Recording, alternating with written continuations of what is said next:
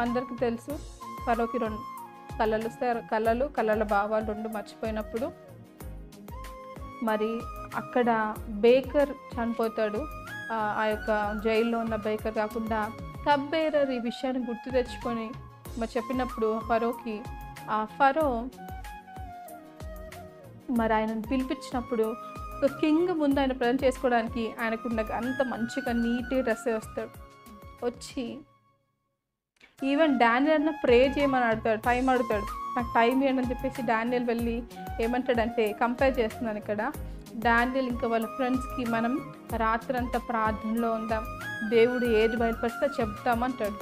కానీ జోసెఫ్ వెంటనే అక్కడ ఆయనకు వచ్చిన కళని దాని భావం చెప్తా ఉంటాడు.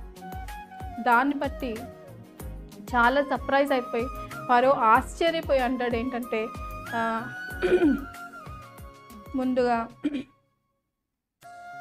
41:38 చూస్తే అక్కడ అతడు తన సేవకులను చూచి అందరి ముందు నిలబడి పెద్ద చూడండి కింగ్డమ్లో ఆ రాజ్యంలో ఆయన కూర్చున్న సింహాసనం ముందు కొన్ని వందల మంది నిలబడే ఒక పెద్ద హాల్లో కొన్ని అఫ్కోర్స్ చాలామంది ఉండొచ్చు, ఎందుకంటే కళ తెలియట్లేదు కదా. ఎంతోమంది జ్ఞానులు, స్కాలర్స్, చాలా వివిధ రకాల జ్ఞానము కలిగిన వారి మధ్య ఈ యవ్వనస్తుడు 30 years ఉంటాయి అప్పుడు ఆయన నిలబడి చెప్పినప్పుడు అందరి ముందు ఫరో ఏమంటున్నాడంటే అతడు తన సేవకులను చూచి ఇతని వలె దేవుని ఆత్మ గల మనుష్యుని కనుగొనగలమా అని అనను. దేవుని ఆత్మ, when we had the Holy Spirit, God, when we allow Him to work in our lives, then we can see all these things happening. ఆ రోజు పరిశుద్ధాత్మ దేవుడు లేడే, మరి ఎందుకు ఇలా కార్యమైంది?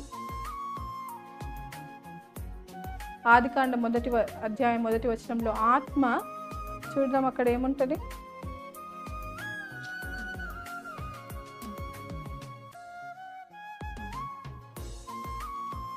ఆదియందు దేవుడు భూమి ఆకాశమును సృజించెను. భూమి నిరాకారముగాను శూన్యముగాను ఉండెను. చీకటి అగాధ జలముల పైన కమ్మి ఉన్నది. దేవుని ఆత్మ జలముల పైన అల్లాడుచుండెను. ఈ యొక్క ఎర్త్, ఈ యొక్క మొత్తము క్రియేషన్ లేకముందే ఆత్మదేవుడు ఉన్నాడు. ఈరోజు కూడా ఉన్నాడండి. చాలామంది when I see I feel so emotional ఏంటంటే పరిశుద్ధాత్మ దేవుని కార్యాలు ఇంకా నమ్మని వారు, ఇంకా ఎంతోమంది అబద్ధ బోధనలలో ఉండి వీఆర్ ఇన్ ద మినిస్ట్రీ అని అనుకుంటా ఉన్నాం. ఎందుకంటే అప్పుడెప్పుడో ఉన్నాయి ఆత్మకార్యాలు. He lives, Holy Spirit, God lives on this earth till Jesus comes in the second coming. యూదా గోత్రపు సింహములాగా రానంక వచ్చేప్పుడు ఆయన ఉండడు. అప్పటిదాకా ఆయన కార్యాలు మనం చూస్తూ ఉంటాం. And he is one Trinity God అంటే తండ్రి, కుమార, పరిశుద్ధాత్మ దేవుడు.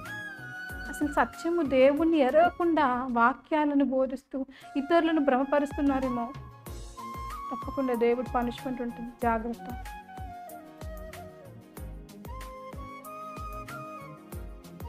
దేవుని ఆత్మ కనుగొనగలమా అని అన్య యొక్క రాజు చెప్తున్నాడు.